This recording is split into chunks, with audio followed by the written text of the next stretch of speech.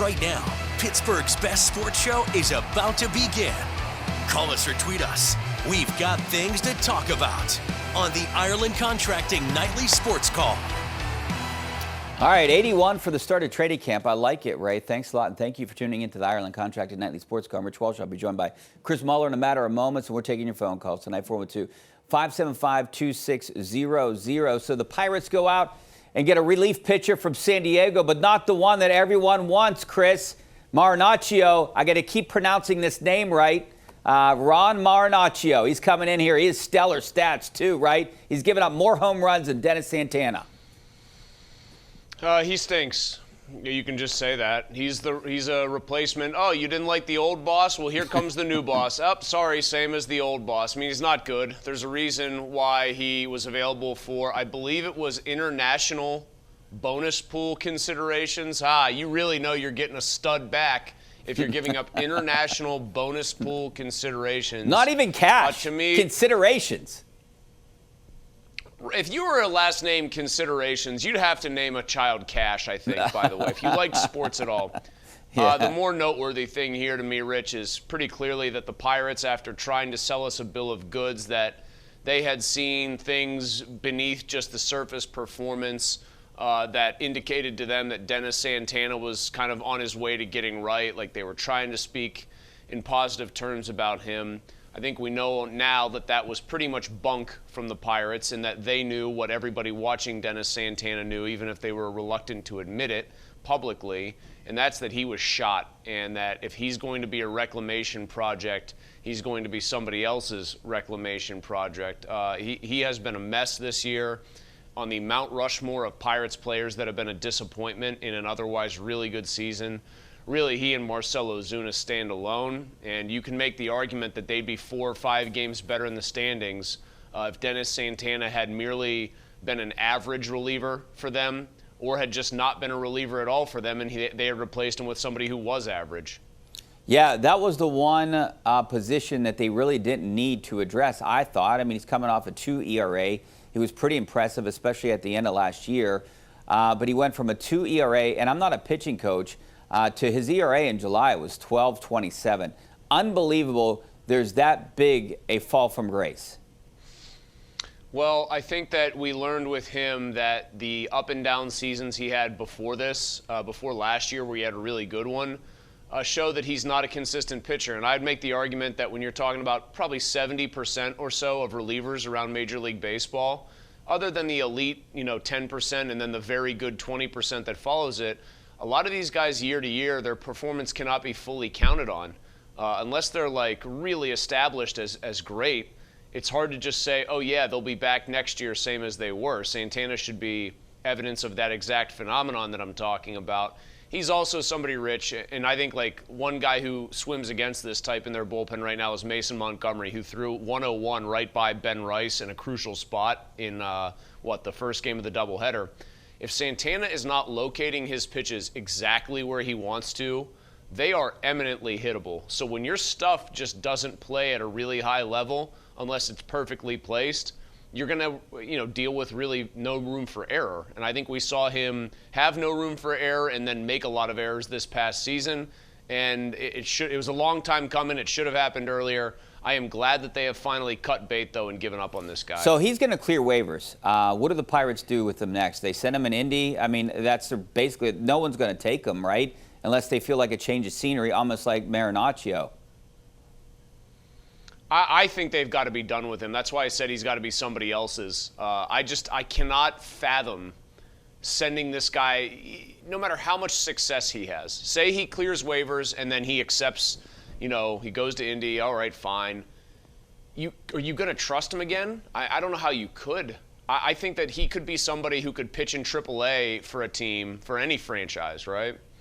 And Dennis Santana could end up looking really good against guys that aren't really major league hitters. You put him in there against the real deal, and I think it's going to become a problem. I mean, what would you, Rich, I want to wash my hands of the guy completely. Yeah, I do too. But there's part of you if he clears waivers, too bad. Like, I don't want to deal with this anymore. Like David Bednar, to his credit last year, they sent him down when things got really ugly for him at the start of the season. and he did find himself again. But frankly, David Bednar has better stuff than Dennis Santana, and so like there's reason to have believed that he could find himself again. I just want nothing to do with a player who really can't miss bats with any regularity. Well, they'd be able to save a little bit of money if someone would take him on at some point for whatever it is, cash considerations or what it might be. But so our Penn West University question, I just scanned that QR code in the right-hand corner of your screen. How do you feel about the trading of Ron Marinaccio? Hey, maybe this is the Pirates dipping their toe in the water with San Diego. Maybe there's something else to come here. I mean, I don't think it's going to be Mason Miller. I do think if the Padres continue to tumble, what the Pirates should do is try to pick off one or two of the random guys that are in their bullpen, not named Mason Miller, who are also very good. Go look at that on like a Baseball Reference. Go look at those relief pitchers for San Diego. They're pretty much all good. That's in fact the only reason their bullpen, I would say, is the only reason that they have not completely cratered this year just yet. They have, when they've gotten leads, managed to protect them because the guys leading up to Miller are good. If you could pry two arms away from that team for like mid-tier prospects, maybe a guy that's a little bit closer to the upper tier, I think you'd be doing almost just as much good as you would be if you somehow swung a blockbuster that brought Mason Miller here. Yeah, I know where you stand. I'm in your camp. I'd rather have two middle relievers, average, maybe above average middle relievers, than a Mason Miller. But, you know, I saw Pony tweeted out today that he would trade Bubba Chandler for Mason Miller, and you said no. I'm kind of with you on that. I don't want to give up on Bubba Chandler for a guy that's going to be here 3 years and you won't be able to sign him. The relative value of a guy like Bubba Chandler, if he just has a good stretch drive here, what's he going to make? Probably I'm doing the back of the napkin math here, Rich. They got about 60 games left, basically. I think it's 59. You figure Bubba Chandler makes about 10 starts, something like that. We'll see what they do with his innings if they try to keep a shorter leash on some of their younger arms. If Bubba Chandler has, like, I don't know, 8 quality starts out of the last 10, chances are he is going to be a more valuable player than Mason Miller coming over to a team and saving 14 out of 14 games or something. I know that seems crazy on its face, but Bubba Chandler being a really good starter for 3/4 of his starts the rest of the way would be an enormous help to them. And just that's also why Mariano Rivera, for example, the greatest closer who ever lived, you know what he was, Rich, right? A failed starting pitcher. Because everybody knows what's more valuable in the end. You know, I think a lot of people around here, specifically fans, want Mason Miller here just because he's Pittsburgh. I think if he was from Oklahoma, I don't know if there would be that much chatter. All right, there wouldn't be as many. There wouldn't be as much of a narrative connecting him to here. Like I think like there's a narrative here that is connecting him because he's from here, but I don't want to minimize the kid's accomplishments at all. I mean, he is the best reliever in baseball. He's the best reliever, period. Like, I just don't think there's anybody even in the same remote ballpark. It's just you're getting a lot of that narrative because he is from here. All right, we got to take a break. 412-575-2600 is the number. Back with your phone calls coming up next.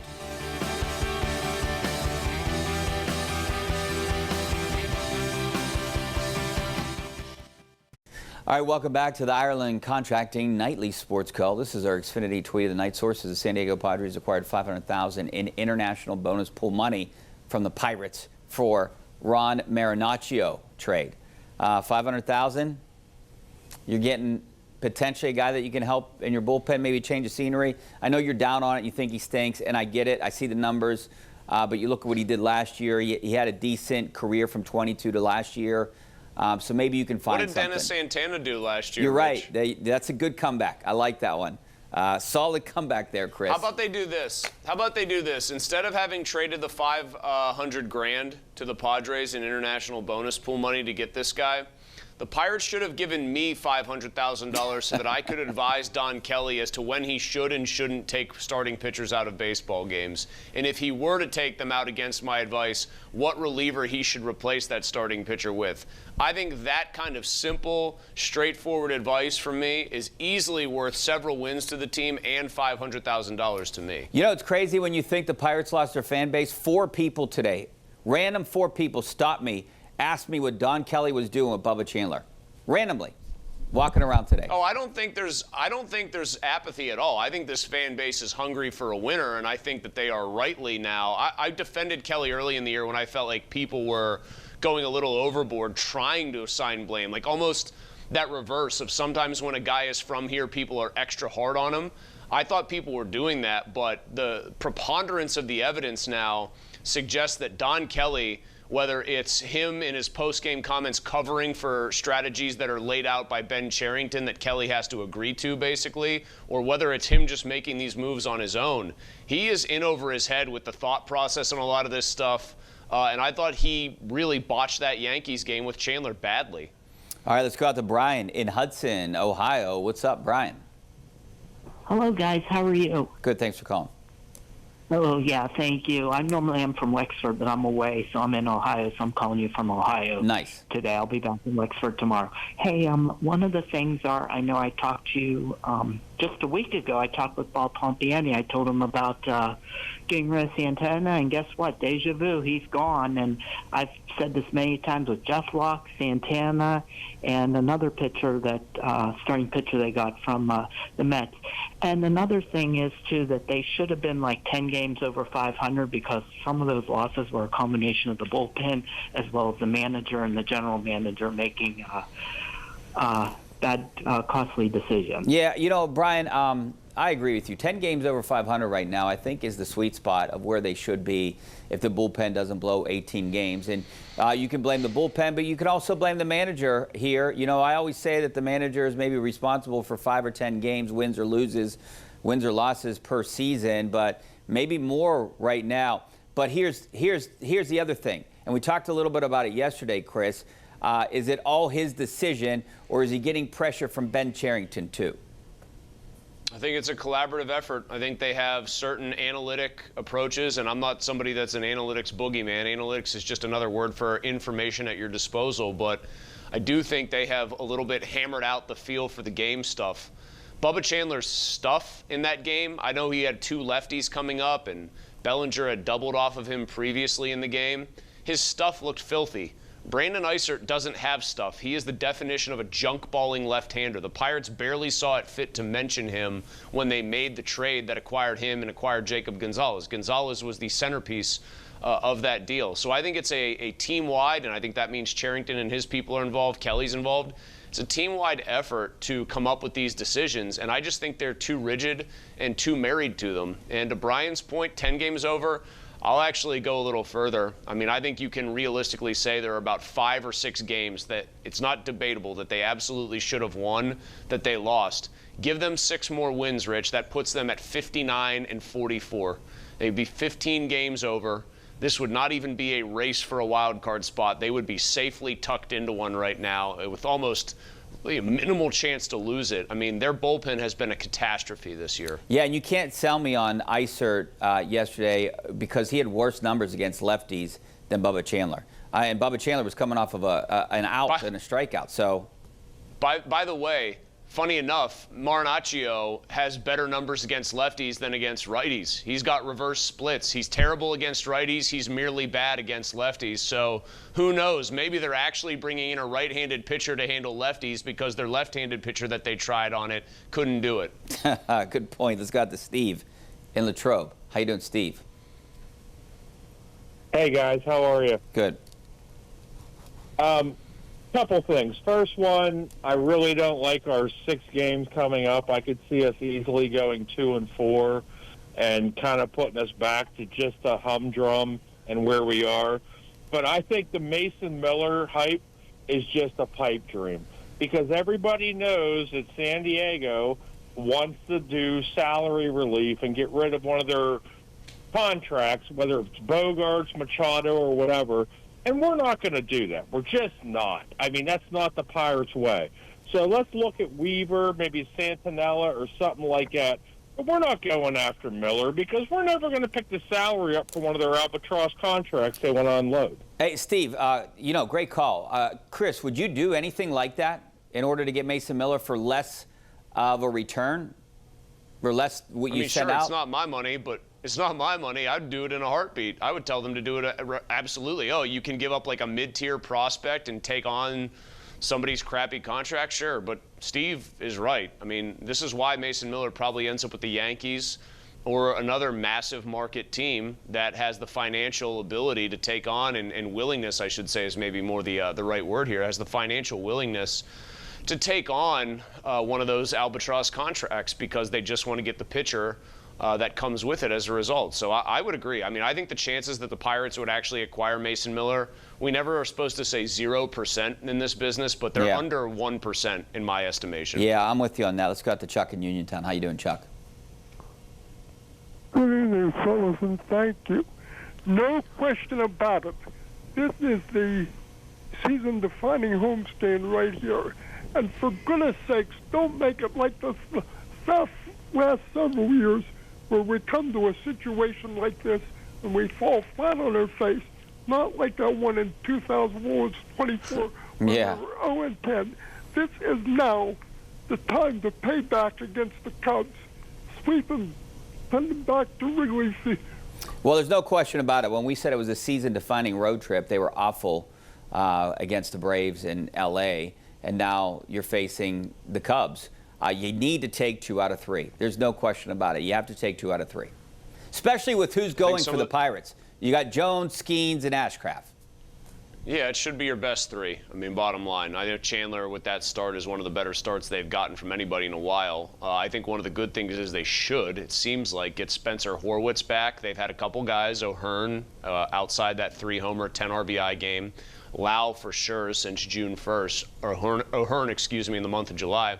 Brian Reynolds slumping a little bit. Esmeralyn Valdez has obviously picked up a lot of that slack, but getting the total professional hitter kind of thing that Spencer Horwitz provides you, I think that can only help them if he does in fact come back in this series. And then at that point, you're also kind of holding the fort, hoping O'Neal Cruz gets back when they think he will in the first week of August. But you go 3-3 in this homestand. I don't think treading water is completely abysmal. You go 4-2, that's a big win. You go anything better than 4-2, that's spectacular. Yeah. Go anything worse than 2-4, and I think you're in big, big trouble. You can afford 2-4. It's not great. But anything worse than that, like a 1-5 disaster, like against the Dodgers and Braves, that would be catastrophic for them. Yeah, 2-4 I wouldn't want. 3-3 I could live with. All right, we got to take a break. Back in a couple minutes.